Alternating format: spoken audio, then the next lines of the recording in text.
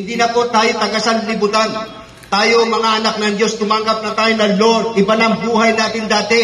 Bago na ang buhay natin ngayon. Kaya dapat bago na ang panahon natin sa ating mga buhay. Amen! Kaya maging matalino tayo sapagkat anytime pwedeng dumating ang ating Panginoon. Amen! Amen. Kaya nga lang yung mga anak ng Diyos, kung maalala natin ang buhay ni Noah nung panahon ng baha, bago dumating ang baha, mga kapatid, ang Diyos po ay nagbigay ng instruction po kay Noah. Anong instruction na binigay ng Lord kay Noah, mga kapatid?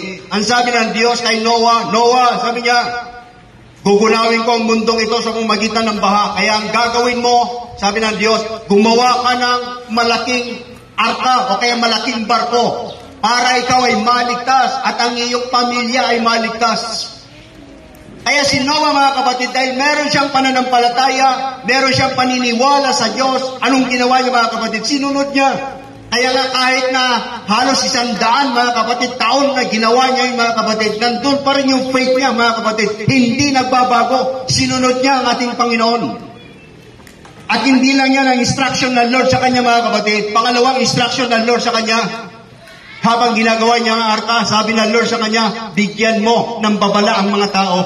Sabihin mo sa kanila, ang mundong ito ay kukunawin ko sa pamamagitan ng baha. Kaya yun, mga kapatid, sinare niya, mga kapatid, ang gospel ng Lord, sinare niya ang kaligtasan po, mga kapatid, sa mga tao.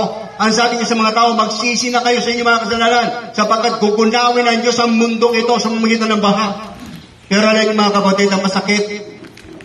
Ang masakit, mga kapatid, yung mga tao, ini-ignore nila si Noah, mga kapatid.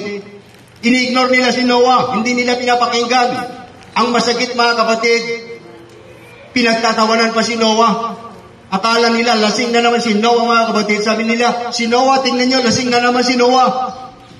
Pero hindi nila alam, mga kapatid, na yun po'y babala ng Diyos, mga kapatid, sapagkat dumating na ang baha.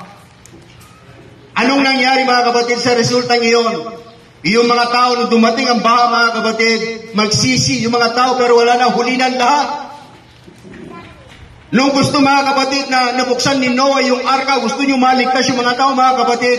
Pero anong nangyari, mga kapatid? Hindi na mabuksan ni Noah yung arka, mga kapatid. Bakit? Sinabi ng Lord kay Noah, Noah, ang isinarado na ng Diyos ay hindi na pwedeng buksan ng tao kahit anong gawin mo pa. Hindi mo na kayang buksan ang arka. Bakit?